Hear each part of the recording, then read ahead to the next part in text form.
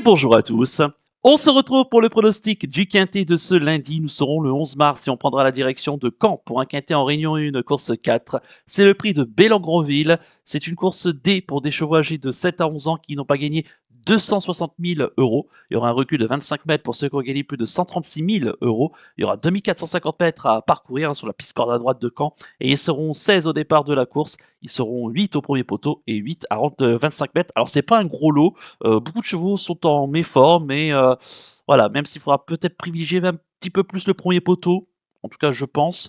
Mais attention quand même, hein, il peut y avoir des beaux rapports dans cette course, une course assez bizarre. Voilà, je suis pas trop fan de cette course, mais bon, on va essayer de faire quand même le papier.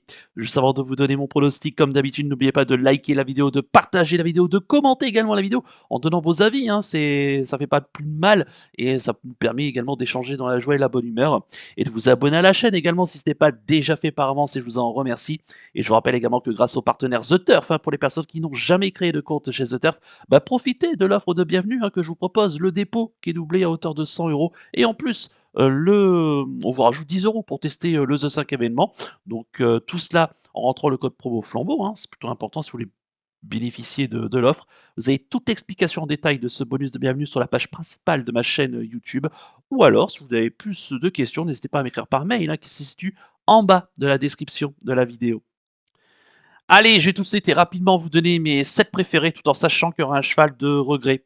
J'ai retenu en tête et j'ai tenté un petit coup de poker avec le 7 Hardy des Landes, le pensionnaire de Sébastien Hardy, qui en est son entraîneur driver, il restera ferré. On l'a vu pas plus tard dans le quintet de lundi dernier, hein, sur cette même piste et sur ce même tracé, le 4 mars, où il a fait la faute, hein, alors qu'il traînait plutôt côté corde en seconde partie de peloton. Difficile de dire, hein, s'il aurait fait l'arrivée ce jour-là, et il a fait la faute à la sortie du tournant final. Écoutez, ici, je trouve que le lot de la semaine dernière était quand même, je trouve, mieux composé que ce lot-là de ce lundi. Ce qui est intéressant, c'est qu'il est bien engagé au plafond des gains, au premier poteau, à la limite du recul.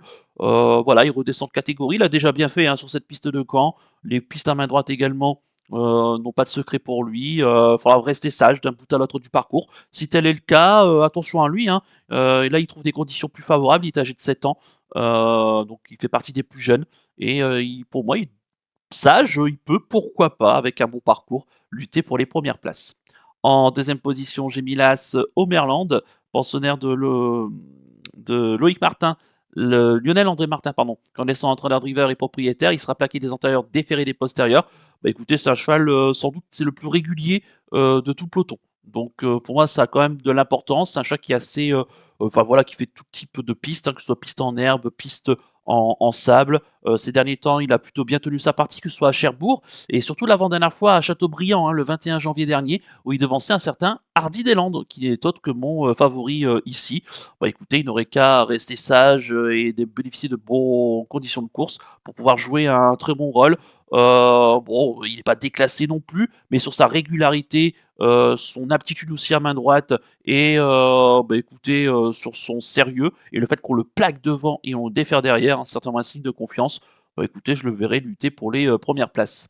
En troisième position, j'ai mis le 8, Gary Toris, pensionnaire de Mathieu Varin, la drift de Johan Le Bourgeois. Il sera déféré des antérieurs. Écoutez, la dernière fois, il a bien gagné à Vincennes, hein, dans une course à réclamer. C'était le 19 février dernier, ancien élève de Johan Haré. Donc, il a changé d'environnement et il est passé donc chez Mathieu Varin, qu'il a récupéré et auquel il a déjà donc dit du bien de lui, hein, puisqu'il a préparé un petit peu pour cette course. Il est bien engagé donc au plafond des gains, au premier poteau, à seulement 265 euros, hein, du rendement de distance. On a fait appel à Johan Le Bourgeois, il peut être drivé offensivement.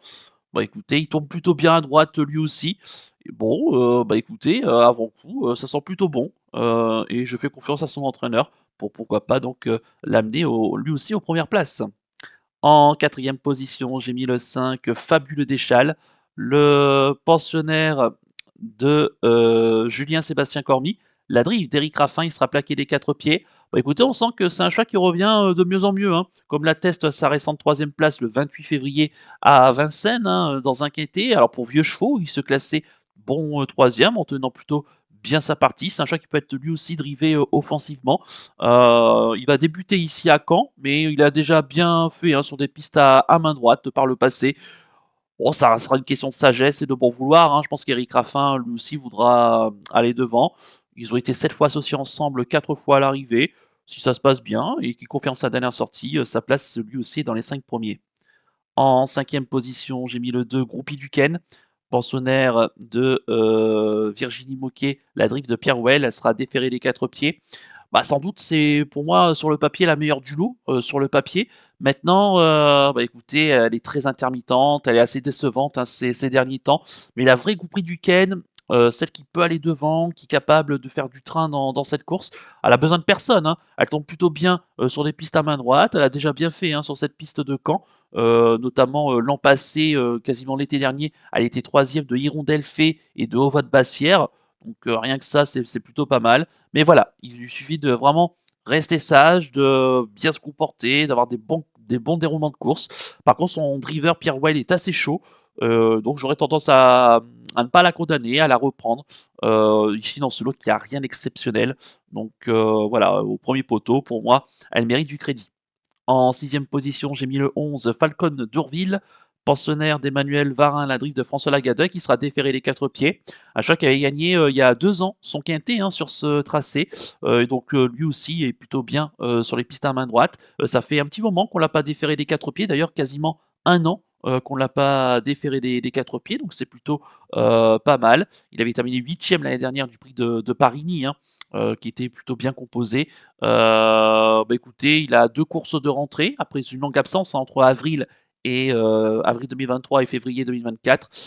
Donc là, c'est son troisième parcours de rentrée. Il rend 25 mètres. Certes, les conditions ne sont pas forcément favorables, mais je compte sur son bon finish pour pouvoir, pourquoi pas, grappiller une quatrième, cinquième place, hein, je pense pas mieux ici. Il a encore besoin, il est peut-être pas encore totalement à 100%, il a encore besoin peut-être de conditions. Mais voilà, sur sa dernière course, ça l'a il est monté quand même, en puissance, grâce à sa sixième place. Je me dis que voilà, une 4-5e place, c'est tout à fait envisageable. Et enfin, en septième position, j'ai mis le 14 Forever JL, pensionnaire de Jean-Luc Dersoy à la drift de Guillaume Martin. Il sera déféré des 4 pieds. Bon, écoutez, c'est un cheval qui est plutôt régulier, hein, qui fait globalement toutes ses courses. Maintenant, voilà, il court de façon rapprochée. On l'a vu le 2 mars dernier à Vincennes, dans un lot qui était quand même beaucoup plus fort, hein, que cela. Là, il redescend quand même de catégorie. L'engagement reste quand même correct en 25 mètres. Maintenant, voilà, ils sont pas beaucoup aux 25 mètres, avoir des chances très très très sérieuses. Il faudra quand même contourner pas mal d'adversaires, mais sur un bon finish, il est capable, hein, de venir lui aussi grappiller une petite place. Quant à mon regret, ça sera le 16. Il s'agit de Galad Crane, le pensionnaire d'Arnaud Siersmé. Qu'en laissant entraîneur driver, il sera plaqué des 4 pieds. Lui aussi, c'est un chat qui tourne plutôt bien à droite. Il est le plus riche au départ de cette course, bien engagé. Maintenant, voilà, il a besoin un petit peu de nous rassurer. Ce qui est le point positif quand même, c'est que par rapport à ses dernières tentatives, avait tendance à le plaquer des postérieurs. Là, on le plaque des 4 pieds. Donc, certainement signe d'une prochaine bonne tentative. Et pourquoi pas dès ce lundi, à condition évidemment que lui aussi bénéficie d'un bon déroulement de parcours. S'il trouve les bons dos, il peut venir grappiller une place. Je répète mon pronostic en chiffres, le 7, l'As, le 8, le 5, le 2, le 11 et le 14, avec le 16 en regret.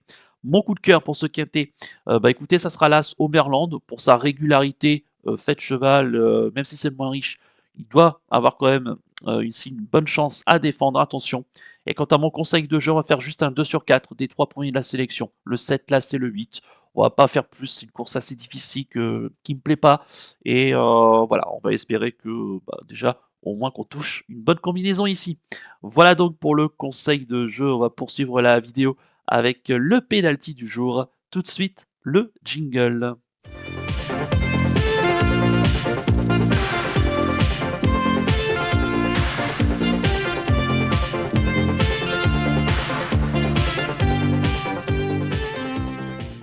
Le penalty du jour. Auparavant, on va venir sur la cinquième place, hein, ce samedi de Rimpoche du côté d'Auteuil. Le choix qui était pris de vitesse, hein, quasiment tout au long du parcours. Et il est revenu bien finir en allant chercher la cinquième place. Il aurait été mieux bah, sur plus long. Et peut-être qu'il sera à reprendre la prochaine fois. Et puis c'était aussi sa deuxième course de rentrée. Donc peut-être qu'il n'était pas encore totalement à 100%. Mais la prochaine fois, je pense qu'il sera pas trop loin. En espérant que ce dimanche, Vivid by As du côté du Critérium de vitesse, hein, de la Côte d'Azur à il va pouvoir nous relancer une série. Et pour démarrer la semaine en ce lundi Nous serons le 11 mars. Et bah écoutez, je reste à Caen et je pars dans la 5e course du programme. C'est le prix de Rue-Bercy. C'est une course D européenne pour des chevaux de 7 et 8 ans qui n'ont pas gagné 152 000 euros. Il y aura 2200 mètres à parcourir, un départ autostart et ils seront 16 au départ de la course. À noter qu'il y a 9 chevaux en première ligne à Caen et donc 7 chevaux en seconde ligne. Et mon penalty, ça sera en première ligne avec le 505 Hit de Joby. Le pensionnaire de Pascal Godet, la drive de Thibaut Daubigny sera déféré les 4 pieds. Bah écoutez, c'est un véritable métronome, hein, ce cheval, un véritable spécialiste des parcours de vitesse. Il avait gagné sur cette piste l'automne dernier sur un tracé quasi voisin. Voilà, c'est un cheval qui est très régulier, qui fait toutes ses courses et qui est capable d'aller devant et de durcir rapidement la course. Si tel est le cas, je pense que le cheval, ici, avec son bon numéro derrière la voiture, et en plus le plus riche au départ de la course, donc de bonnes conditions, et, font que ici le cheval, en mon sens, a une nouvelle fois une très très belle chance à défendre. Donc le 505 Hit de Joby en Réunion 1, course 5 du côté de Caen. Voilà donc pour le penalty du jour et on va conclure la vidéo avec le pick 5 du jour. Tout de suite, le jingle.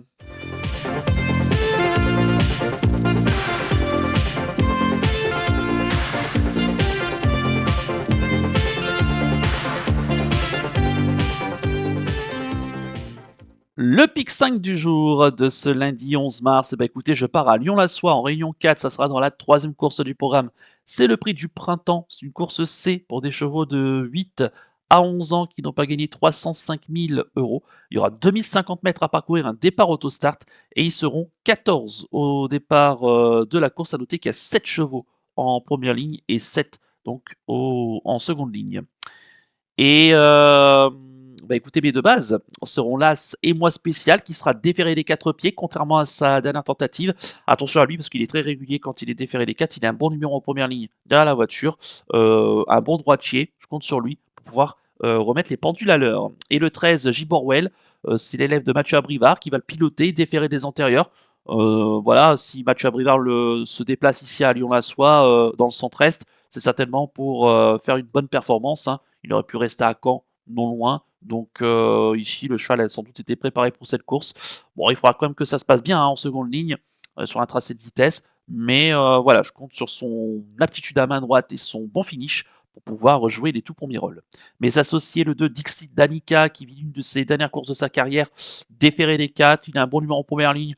Avec Bertrand Ruet, il peut pourquoi pas grappiller la 5e place. Le 3, Florine de Viette, elle n'est pas de tous les jours, mais quand elle est sage, elle peut faire des choses. Elle est bien placée en première ligne. Moi, je la vois prendre une part active à l'arrivée. Le 4, Jingo Tellois, qui sera lui aussi plaqué devant, déféré derrière. Il reste sur un échec du côté de Cordemais. Mais là, attention, parce qu'on a fait appel à David Beckhardt. Il part en première ligne, bien placé. Si ça se passe bien, il peut jouer un bon rôle. Le 7, Flash de Veli, qui vaut mieux que ses dernières tentatives. On a fait ici appel à Stéphane Singlan, son entraîneur de river, déféré des 4, attention à lui, dans un bon jour, même s'il n'a pas un bon numéro à l'extérieur, il peut venir se placer.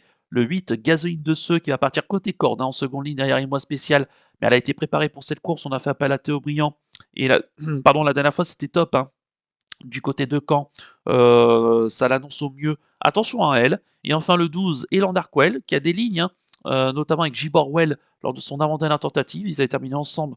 J'aime bien son pilote, Mathieu Daou-Gabel, qui fait le déplacement ici dans le centre-est, certainement avec des ambitions. Pareil avec J. Borwell, s'il part bien en seconde ligne, il peut venir grappiller lui aussi une belle place. Donc mes deux bases, l'As et le 13, et mes associés, le 2, le 3, le 4, le 7, le 8 et le 12, en flexi 50% pour un ticket qui coûtera 10 euros. Voilà donc pour le pick 5 du jour. Il ne me reste plus qu'à vous remercier, comme c'était évident. Bonne chance pour les paris. Moi, je vous donne rendez-vous ce lundi pour l'étude du quintet de mardi. Je vous souhaite de passer une excellente semaine et surtout, comme d'habitude, prenez bien soin de vous. Ciao à tous.